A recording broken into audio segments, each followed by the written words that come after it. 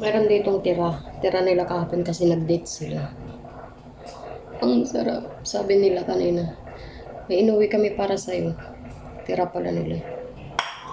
Kasi hindi kami laging nakakain ng isda. Sa loob siguro ng 4 na buwan bago kami kumain ng isda. Talaga.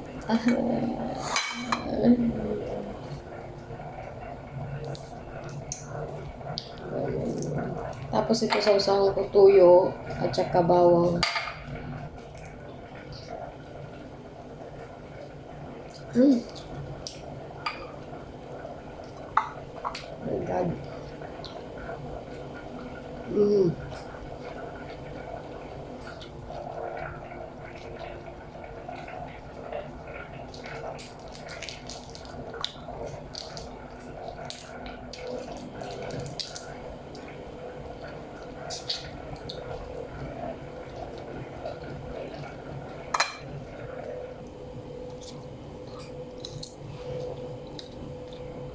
Nag-ulam talaga kami sa lujot. Kain ako. Tira nila oh. Tira talaga nila. Pag lumalabas kasi sila, talagang inuuwian ako ng tira nila.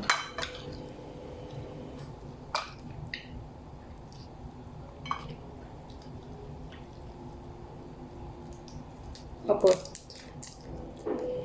pag kumain naman kami sa labas, yung mga bata, pag hindi nila naubos yung pagkain nila, amo ko, huwag kang tatayo dyan hanggat di mo nauubos yan. Ganon siya.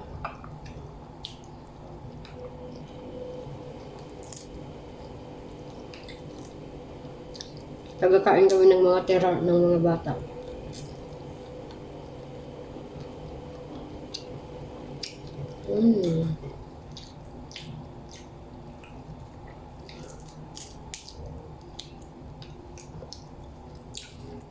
Sarap.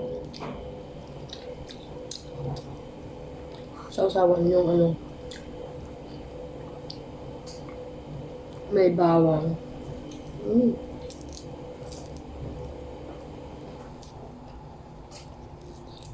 Meron pa dun sa ref pero may hapon ko nakainin.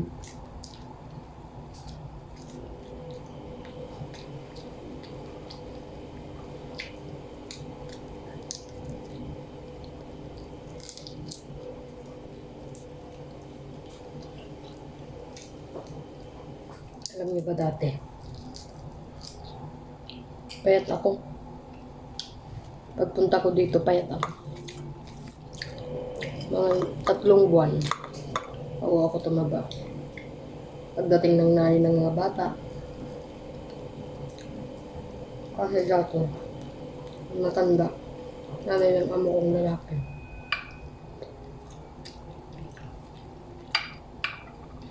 Puro anong binibigay.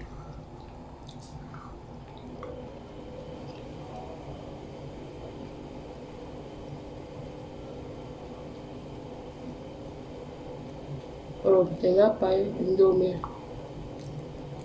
Pagdating ng nanay ng mga bata,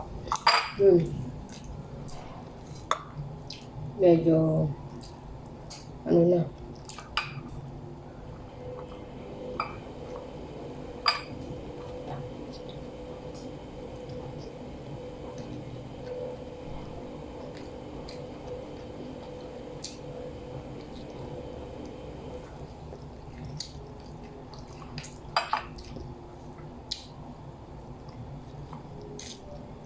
sa ano siguro sila kumain.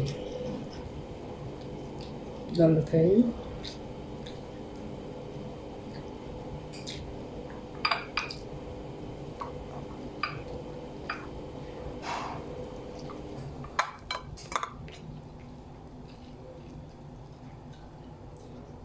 Susay. Susay. Susay to sa amin, susay.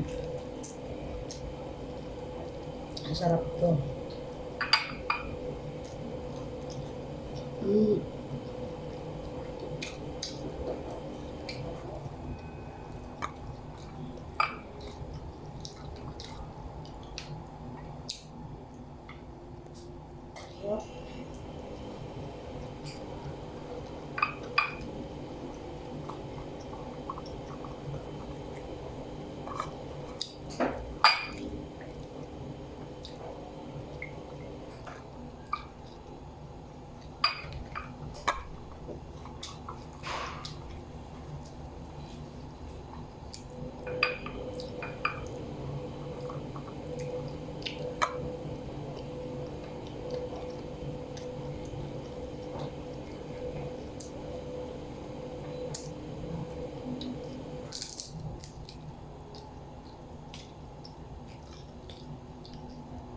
Bait ang amo ko. Problema ko lang kasi mga bata. Ang likot.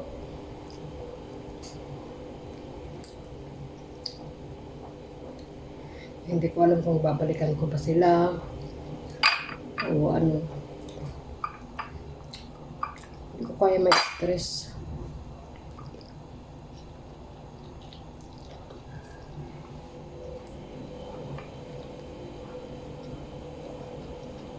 Iba ang alaga sa bata. Ibang-iba sa trabaho sa bahay. Mas gugustuhin ko yung trabaho sa bahay sa mag-alaga.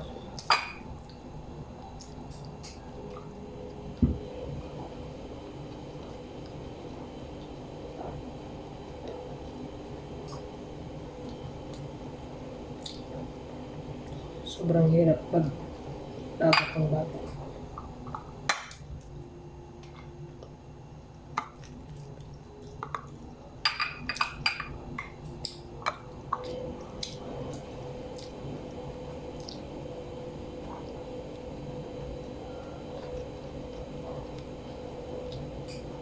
Mga alaga ko, kasama ko pa sa pagtulog. Katabi ko sila. Hindi sila maiwan.